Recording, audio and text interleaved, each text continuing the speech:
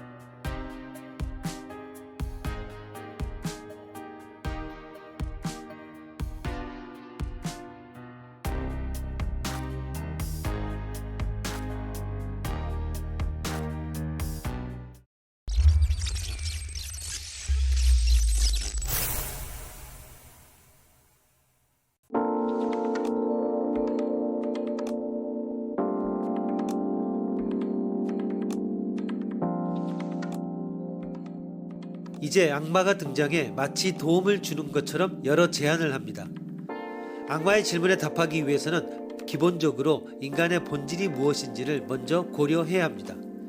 계속해서 묻게 됩니다. 인간을 규정하는 본질은 무엇일까?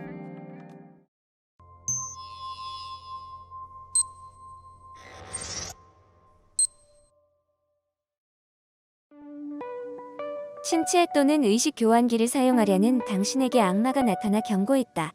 인간의 고통에 반응을 조사하기 위해서 너를 내일 사상 최악의 고문을 가하기로 했다. 죽을 때까지 10년간 중단되지 않는 고문이다. 그러나 걱정하지 않아도 좋다. 고문을 가하기 전에 너를 회복 불능의 기억상실로 만들어 주겠다. 혹시 원한다면 다시는 제거되지 않는 가짜 기억을 심어 주마. 이 말을 들은 당신은 어떠한가? 고문 당할 당신은 괜찮은가?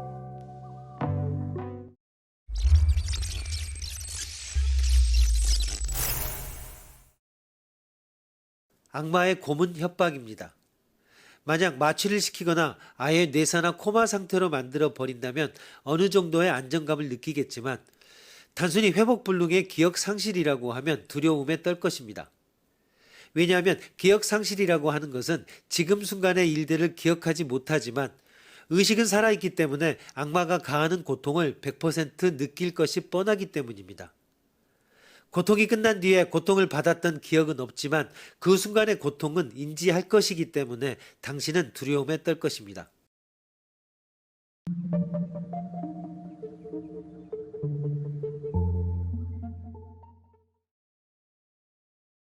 악마는 이제 한술 더 뜨기 시작했습니다. 역시 싫지. 그렇다면 지구 반대편에 너와 지금까지 인연도 연고도 없던 한 명의 건강한 인간에게 너의 기억을 심어주겠다. 너의 의식을 가진 건강한 인간이 이 세상에 무사히 살아나가는 것이지.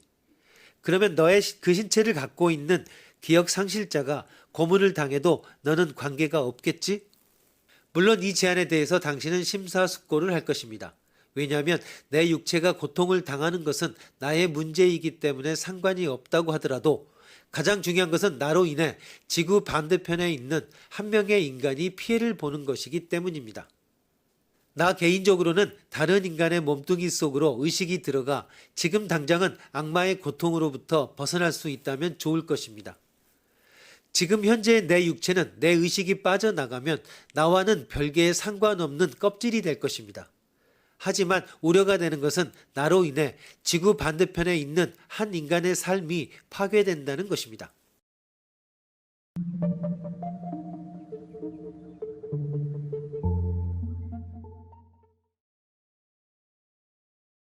악마는 망설이는 당신의 반응을 보고 다시 다음과 같이 말했습니다. 그럼 좀 더 서비스를 해주지. 원한다면 너의 기억을 2명, 10명, 100명, 1000명에게 심어주겠어. 너의 의식을 가진 인간이 이 세상에 여럿 살아가는 거야. 그러면 너의 신체를 가진 것에 불과한 단 한 명의 기억 상실자가 아무리 고문을 당해도 이미 너는 전혀 관계가 없겠지? 이제 여러분의 느낌은 어떤가요? 그럼에도 여전히 인간의 본질은 기억에만 있는 것이 아닙니다. 단 한 명의 기억 상실자 역시 나의 기억을 세포 그 자체에 유지하고 있기 때문에 전혀 상관없는 것은 아닙니다. 하지만 나의 기억을 갖고 있는 수많은 사람 역시 나일 수 있습니다. 악마의 질문에 답하기 위해서는 인간의 본질이 무엇인가를 먼저 고려해야 합니다.